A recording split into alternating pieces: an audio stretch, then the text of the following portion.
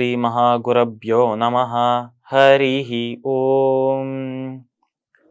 சதாசிவசமாரம்பாம் சங்கராச்சாரிய மத்யமாம் அஸ்மதாச்சாரிய பர்யந்தாம் வந்தே குரு பரம்பராம்.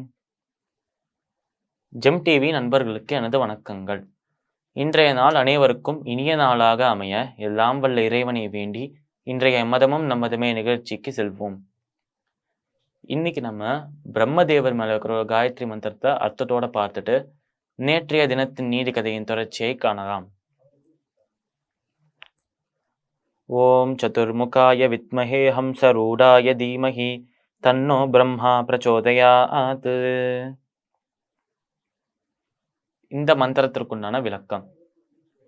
ஓம் சதுர்முகாய வித்மஹே, அதாவது பிரம்மதேவர், பிரம்மா என்று சொன்னாலே மும்மூர்த்திகள்ல ஒருத்தரா இருக்கும் பிரம்மா அப்படின்னு சொன்னாலே அவருக்கு இருக்கும் அந்த 4 தலைகள் தான் எல்லாருக்கும் ஞாபகம் வரும்.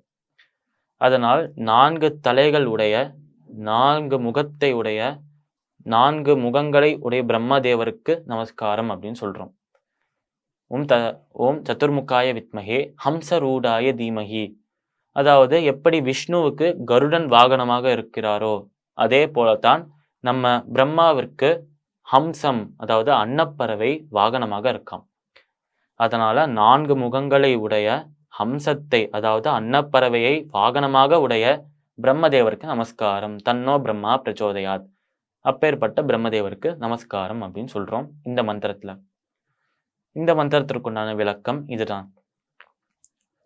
இப்ப நம்ம நேற்றைய தினத்தின் நீதி கதையின் தொடர்ச்சியை காணலாம். இந்த திருடன் அந்த பணக்காரர்கிட்ட பணத்தை எங்க வச்சிருக்கேன்னு கேட்கும்போது, நான் ரொம்ப நம்புறேன், நான் எங்க அது பாதுகாப்பா இருக்கேன்னு நினைக்கிறேனோ அந்த இடத்துல தான் நான் வச்சிருக்கேன் என்று சொல்லும்போது இந்த திருடனுக்கும் கோபம் வருது அப்படின்னு பார்த்தோம். இப்போ இந்த நாள்ல காலையில அந்த கோவிலுக்கு போயிட்டு இதெல்லாம் பேசும்போது கொஞ்சம் கொஞ்சமாக சூரியன் உதிக்கிறார், மத்தியான வேலை ஆகிறது. அப்புறம் கொஞ்சம் கொஞ்சமாக சூரியனும் சன் செட் ஆகிறதுக்காக வந்துட்டு இருக்க.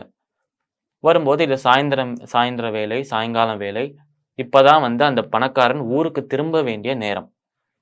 அதனால அந்த ஊர்ல இப்போ அந்த பணக்காரன் இருக்கும் ஊர்ல அந்த திருடனோட சேர்ந்து 2 பேரும் சேர்ந்து பஸ் ஸ்டாண்டுக்கு போயிட்டு இருக்கும்போது அந்த திருடன் கேட்கிறான் அந்த பணக்காரன் கிட்ட, சரி நம்பக்கூடிய இடம், நான் ரொம்ப நம்பிக்கை வச்சிருக்கிற ஒரு இடம், ரொம்ப பாதுகாப்பாக இருக்கும் இடம்லாம் சொன்னியே, அந்த இடம் எந்த இடம்னு சொன்னா நல்லா இருக்கும், எனக்கு மண்டையில ஒரே எண்ணங்களா ஓடிக்கிட்டே இருக்கு, நான் சஸ்பென்ஸ்லாம் தாங்க முடியாது, நீ தான் சொல்லணும் அதை எங்க வச்சிருக்கேன்னு கேட்கிறாராம் இந்த திருடன்.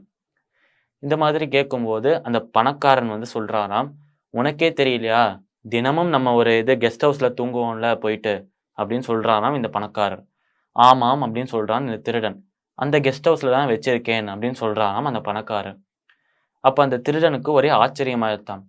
இந்த பணக்காரன் ஒரு நாள்ல எங்கெல்லாம் போறானோ எல்லா இடத்தையும் தொடர்ந்து போனேன், ஆனால் கடைசியில நம்ம எங்க தூங்குறோமோ, எங்க நம்ம தங்குறோமோ அதே இடத்துல அதே கெஸ்ட் ஹவுஸ்ல வச்சிருக்கான்னு சொல்றானே, அதிர்ச்சி ஆறாம் நம்ம திருடனுக்கு.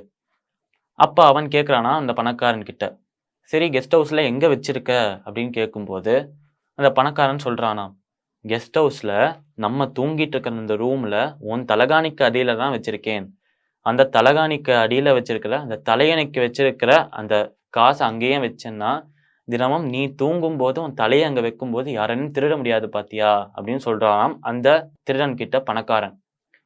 அப்ப அந்த திருடன் கேட்கிறாராம் அதிர்ச்சியில, இவ்வளவு நாள் நம்ம எங்க போய் தேடுறது, இவன் எங்க போனாலும் தொடர்ந்து போகணும், எந்த இடத்துல போய் தேடுறதுன்னு யோசிச்சுட்டு இருந்தோம், கடைசியில பார்த்தால் நம்ம எங்க உட்காந்து தூங்கிட்டு இருக்கோமோ அந்த இடத்துலயே வச்சிருக்கானே இவன் அப்படின்னு கோபம் வர்றதாம் இவனுக்கு. அப்ப அவன் கேட்கிறானாம் பணக்காரனை பார்த்து, சரி இப்போ என் தலைகாணிக்கு கீழே தான் வச்சிருந்த, என் தலகாணி கடியில தான் வச்சிருந்த, சரி அதையே நீ உன் தலகாணி கடியில வைக்காம என் தலகாணி கடியில வச்சேன்னு கேட்கிறானாம் அந்த திருடன். ஏனென்றால் எனக்கு உன் மேல அவ்வளோ நம்பிக்கை இருக்கு, நீ அதை பார்த்துப்பேன்னு எனக்கு நம்பிக்கை இருக்கு, அதனால்தான் உன் தலைகாணிக்கு கீழே வச்சிருக்கேன் என்று சொல்றாராம் இந்த பணக்காரன்.